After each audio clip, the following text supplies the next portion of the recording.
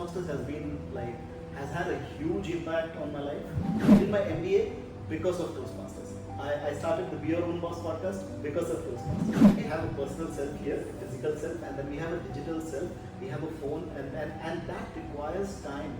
Here, the mic were the mic, and the people who were talking, right? The mic was with a few.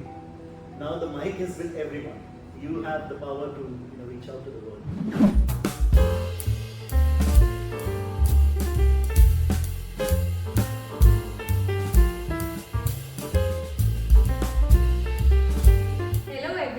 And welcome to the TGIS Toastcast. I'm very thrilled to announce the first guest of our podcast. So he's been a Toastmaster for the last 8 years. He is the proud owner of the viral podcast Be Your Own Boss. He's a data analyst by profession, a solo traveler by passion, a father of 2 wonderful kids. Please join me in welcoming Toastmaster Sachin Acharya. Thank you so much. Thank you so much. Welcome to the TGIS Toastcast, Sachin. Thank you. It's a pleasure to be here. I'm very happy to have you and very thrilled to be starting this journey of the Toastcast with you. It's an honor. Thank you so much. Thank you. How are you feeling today? Fantastic. It's such a great day and I'm super excited. Great. So let's go back to where it all began. What inspired you to take the plunge and join Toastmasters? It was a Saturday evening. I was going for my badminton game. My badminton game got cancelled, and it was by chance that I happened to enter TGIS Toastmasters Club as a guest for the first time. And the vibe there, the environment, it was so wonderful. The people were so warm. And I still remember Toastmasters Saira. Saira, if you're watching this, you are one of the reasons why I joined Toastmasters. So Saira was there, and she was like smiling and talking, and like a lot of guests were there, and a lot of Toastmasters were there. So I loved the vibe. I said I'm going to join this club, and this is great to build connections and to learn how to speak properly on the stage. So leadership was not even on my list. So it was all by chance. Yeah. I think so many things in life, like the best things in life, happen unexpectedly and by chance. Absolutely. So that's wonderful. But now, having been in Toastmasters for the last 8 years, what impact do you think Toastmasters has brought in your life? Oh, I think Toastmasters has had a huge impact on my life. That one decision that I had taken that day, that I will join Toastmasters, was I think one of the best decisions in my life. The impact it has had is I think 80% of the people that I know in Dubai are through Toastmasters, and it has increased my network so well, and I know so many wonderful people, so many good friends, and it has led me in so many different things. I did my MBA because of Toastmasters. I started the Be Your Own Boss podcast because of Toastmasters. Everything happens because of that's the starting point. So it's really a life-changing turning point for me. Wow, I didn't know both of these things. So would you mind explaining when you say I did my MBA because of Toastmasters and Be Your Own Boss because of Toastmasters? And just to give everyone a little background and insight on Sachin's viral podcast Be Your Own Boss. He actually started this not even 2 years back. It was begun in September of 2022. Currently, he stands at almost 5,000 YouTube subscribers, and the most viral video has reached up to 90,000 views. So he's doing an amazing job. And that's why I asked, what really led to you doing MBA as well as starting the Be Your Own Boss podcast? Yeah, let's talk about MBA first. Like I said, 80% of the people that I know in Dubai is through Toastmasters. And through Toastmasters, I came across a Toastmaster club called Westford Toastmasters Club. And Westford is a university, right? So it's the Westford University, and they have the Toastmasters Club. And during a Toastmasters meeting, I realized, this is an institute that they are, into. I can do my further education here. And it was COVID time. I said this is the best time to make use of the time and get enrolled in a bachelor's degree. By the way, I am a high school dropout. Okay, I started my career as an office boy and at high school dropout. Just finished my 12th and I started working. So no bachelor's degree. So I said I want to finish my bachelor's degree. I don't want to retire as a high school dropout. I want to do something. So I went to the university to Westford, and I asked them. I contacted the Toastmaster Nita Sadiq. I contacted her and I said I want to join. I want to do my bachelor's degree. And then she put me in touch with the right people, and then they said, why bachelor's? You can do masters directly because of your experience and everything. And then MBA happened, Cardiff Metropolitan City, and I was chosen the valedictorian of that year. Wow, that's truly inspirational. I would have never heard, other things aside, I would have never heard somebody doing a master's because of Toastmasters. I think that's absolutely wonderful. Do you think that there is any specific leadership skill required to be successful in life? I think there are a lot of leadership skills that are needed to be successful. It's a combination of multiple skills. But in my opinion, the most important skill is trust. Trust. You need to delegate the work to your people and trust that they will do it right. This is one thing that I learned myself. I just found myself trusting my people, and then they delivering the results, and I also realized that wow, this is really an important leadership skill. Because earlier I used to think leadership means that you go out there, stand and give big speeches and inspire people and motivate them and this. But then I realized that it's more about being subtle, being the create that environment for your team to succeed and trust in them. I think when you trust somebody, you're also putting that responsibility on their shoulders that you are trusting them. So then they also feel compelled to deliver accordingly. Maybe it could be that as well. Absolutely. When you trust someone, you give them an identity to live by. Let's say you're working with your VP education. You tell them you are the best VP education. You are responsible for making sure the members go through their education journey properly, and then you're doing great. Now that VP education has the responsibility to live up to that expectation, live up to that trust, right? So trust, it all starts with trust. So as we all know, that Toastmaster Sachin Acharya was actually one of the former presidents of TGIS Toastmasters, I think back in 2017-18. So if you'd like to describe one of the challenges that you faced, maybe during your presidential tenure or any time in life. Yeah, sure. I think there are a lot of challenges, as one would know. As a president, you face a lot of challenges. But the one that stands out as a memorable challenge was a table topics. People were speaking. I think there were about 5 or 6 table topic speakers, and one of the speakers did not qualify because of the time. Okay.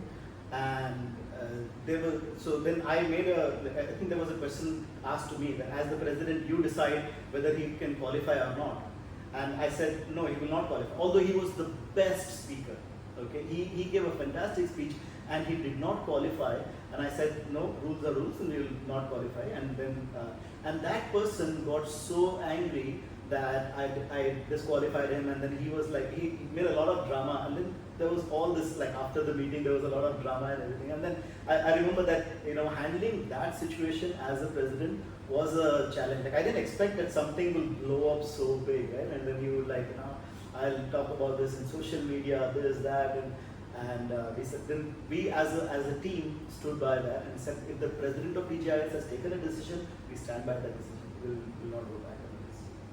Was there any damage control that you had to do after that? This was it. Your team stood by you. I did, yeah. We did speak to that guy, and then after that, just made it up. It was okay. Yeah. Yes. Going back, actually, one step back, you also said that the Be Your Own Boss podcast started because of Toastmasters, and we didn't touch upon that. Yeah. So, if you mind sharing, what was the reason for starting this podcast, and how was your journey through it? If there's anything you want to share. Sure. So, when it comes to podcasts, right, there is a lot that goes behind a podcast. We are doing a podcast now, and you see that all the work that goes behind the scenes of arranging things and the camera and then the editing and all this. Reality is hitting us now. So during COVID, I was the president of Bollywood Toastmasters Club when COVID hit. and we had to transition from being an in-person meeting to online meeting. And my take was that how can we take advantage of this situation rather than adjusting to this situation? How can we make videos? How can we make our meeting so interesting that we can just it can not be done in an in-person meeting? So I came up with all of all those videos. I created a lot of. I learned video editing at that time.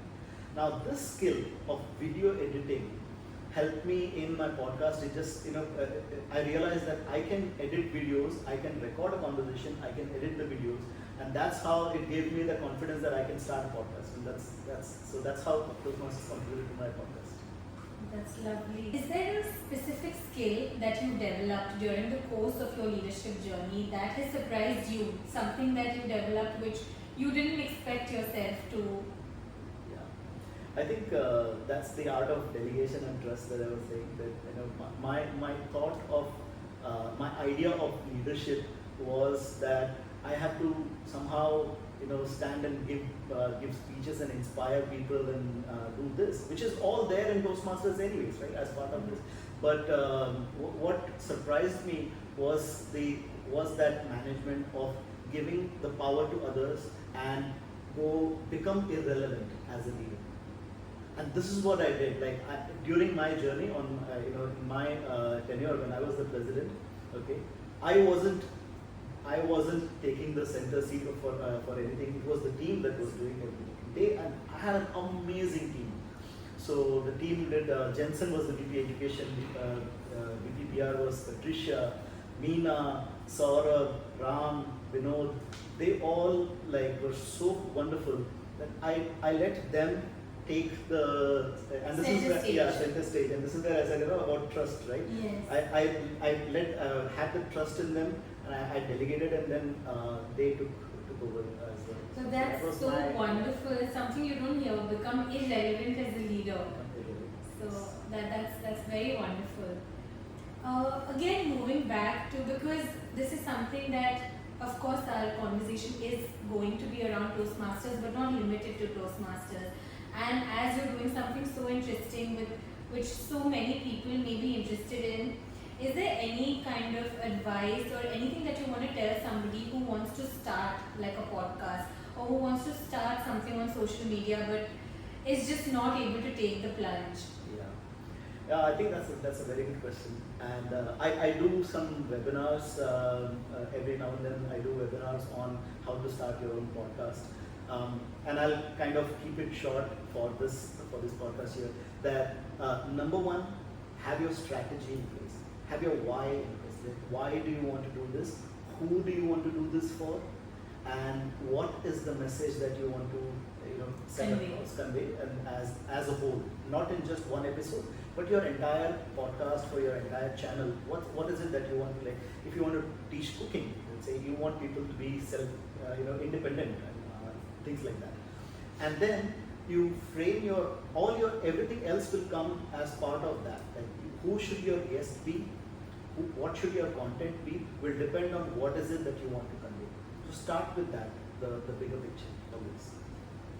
That's wonderful. Thank you. Because I believe a lot of us, in fact, in today's time, I think going back again to something that you spoke about in terms of education, and there couldn't be a better example than you. Because you said that back in COVID was when you completed your education or you did the masters. And I think in today's time it's more relevant than anything that you don't need a degree to do anything in life. You can, and social media is giving us that power, right, to kind of do or go behind what you really want. Yeah, it's like earlier the mic and the people who were talking, right? The mic was with a few. Now the mic is with everyone. You have the power to reach out to the world. Yes. You can make an impact. Any advice specific, leadership related that you want to give any individual to grow? Yeah, I think I want to give this advice for all Toastmasters specifically. And if you are not a Toastmaster, join Toastmasters. And I think we have already given enough reasons why you should join Toastmasters because it's a life changer. But for Toastmasters, if you want to become a leader, if you want to improve your leadership skills, just take up roles. take up Toastmasters roles, or no matter what, which small roles, take up roles in your XCOM, and because these roles are designed to make you a leader in every way. So take up roles, perform them, work towards them, and then you'll be able to lead. Thank you. Considering you have your own podcast, you are a data engineer by profession, you have a family, you're in Toastmasters, there are multiple facets of life, right? How do you manage both your professional and your personal life? And there can be so many commitments sometimes. Even coming here could be taking away from your family time. So how would you recommend? Yeah, I think the one word answer is calendar. Let me give you a longer answer now, because now everybody, we all have 7 aspects of our life, 7 different. We have our health, we have our family, we have our wealth, we have our career, we have our social life, we have our spiritual life, we have our education. All of these are the 7 aspects, and you should always have some goals in all these areas, and you should always work towards them. Now, the best way to manage is to allocate time and time box things. Right now, I'm here in TGIS for the podcast. I'm 100% here. My phone is on airplane mode, and I'm 100% here. When I go home now from here, I'll go with my, I take my family for my son's football match. I will be 100% there. I'm a family person there, 100% there. So that's the way to manage. Block your calendar, plan in advance. This is what I do. I think that's lovely, because being present is so important today. Like you said, having your phone off.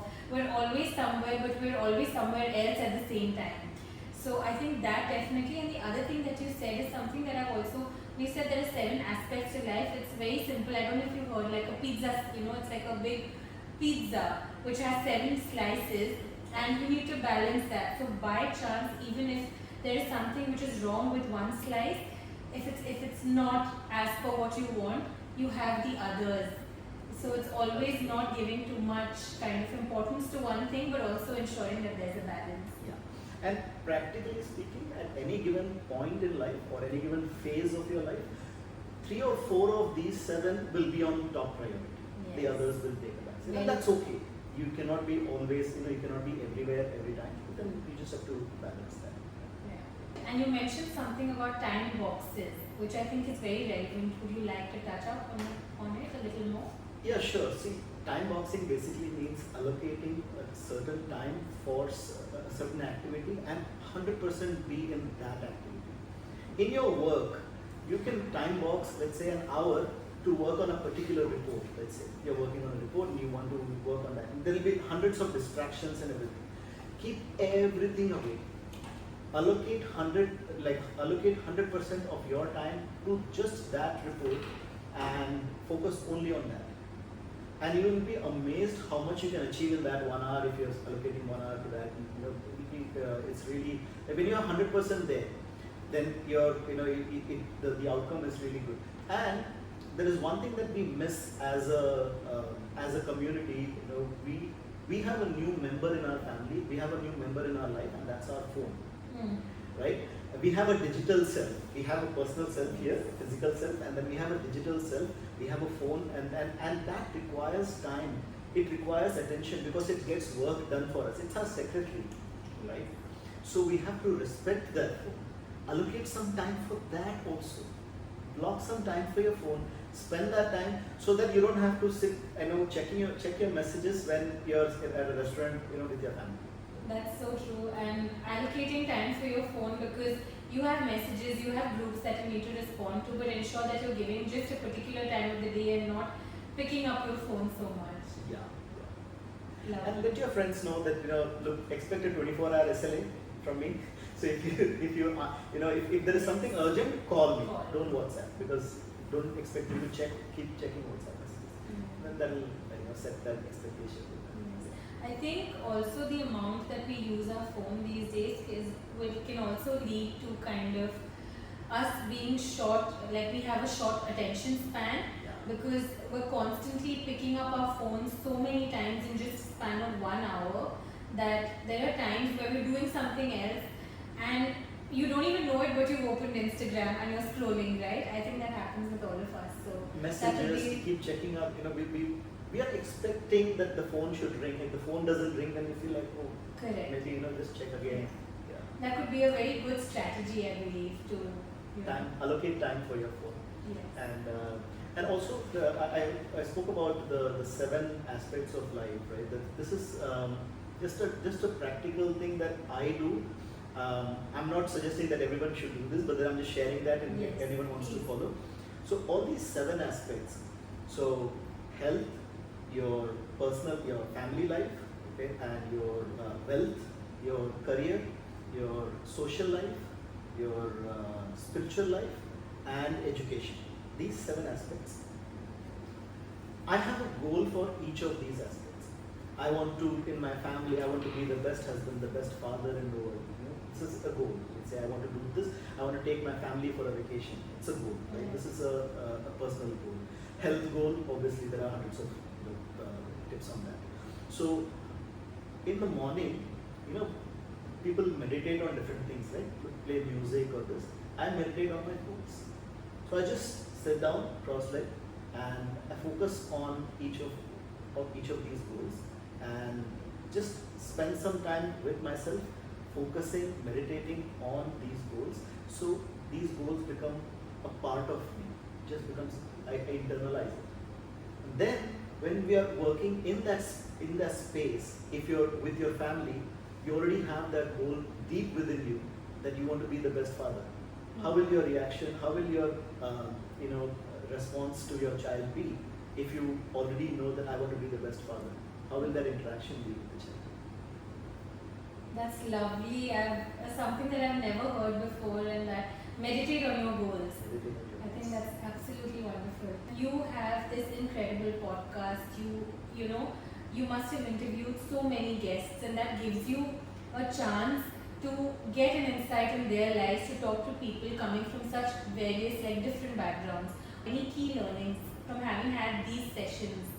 I have interviewed about 75 entrepreneurs so far, and the one thing that nobody said it in these many words, but this is the lesson that I have learned from these stories, is that imagine you're a monkey jumping from one tree to another.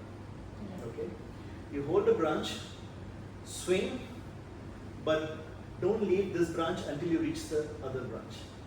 Which means that if you are jumping from being an employee to an entrepreneurship, make sure that you don't fall in between. So have enough that cushion for that transition. So that transition is very important. Plan that transition well. Lovely. That's very insightful. Thank you. From here, let's move on to the next segment, which is the rapid fire round. So, rapid fire.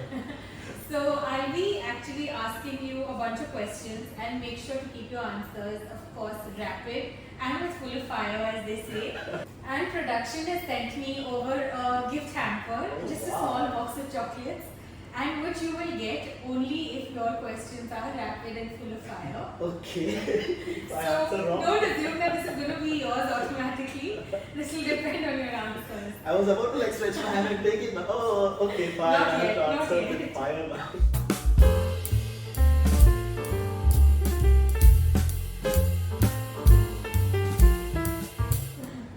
Okay, let's start.